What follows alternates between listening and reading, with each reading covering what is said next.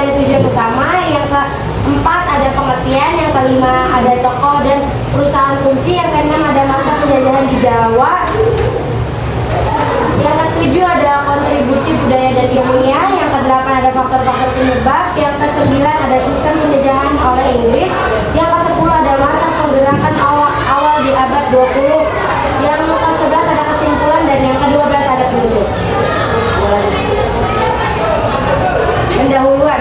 Penjajahan Inggris di Nusantara terutama pada periode 1811 sampai 1816 berawal dari upaya perusahaan dagang East India Company dan diikuti serangan pada masa perang Napoleon untuk menguasai jalur rempah dan mengalahkan Belanda. Latar belakang dan tujuan penjelajahan. Inggris mulai tertarik pada Asia Tenggara dan Nusantara pada akhir abad ke-16, didorong oleh revolusi industri dan persaingan ketat dengan negara-negara Eropa lainnya seperti Belanda dan Portugis. Tujuan pertama yaitu mencari rempah-rempah, menghindari monopoli Spanyol dan Portugis. Inggris berburu rempah-rempah bernilai tinggi. Lalu ada perluasan perdagangan, mendirikan pos-pos dagang yang strategis di Asia untuk bersaing dengan kekuatan Eropa lainnya. Yang ketiga ada penyebaran pengaruh, memperluas kekuasaan politik dan ekonomi di luar negeri. Pengertian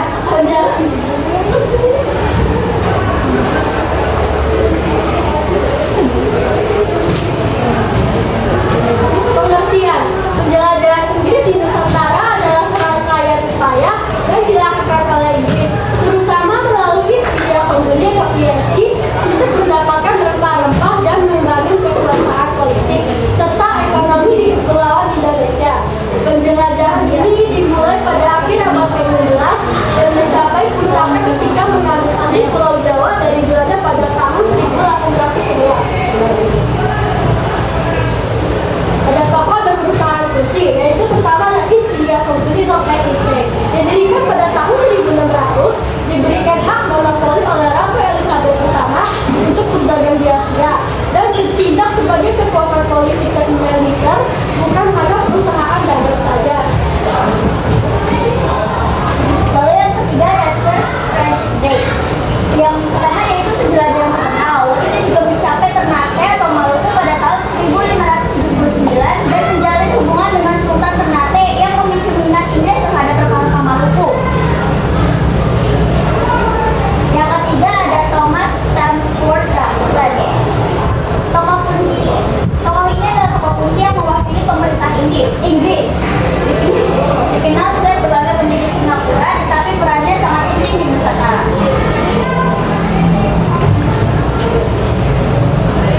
Selanjutnya masa kekuasaan di Jawa 1811 sampai 1816. Yang pertama konteks historis.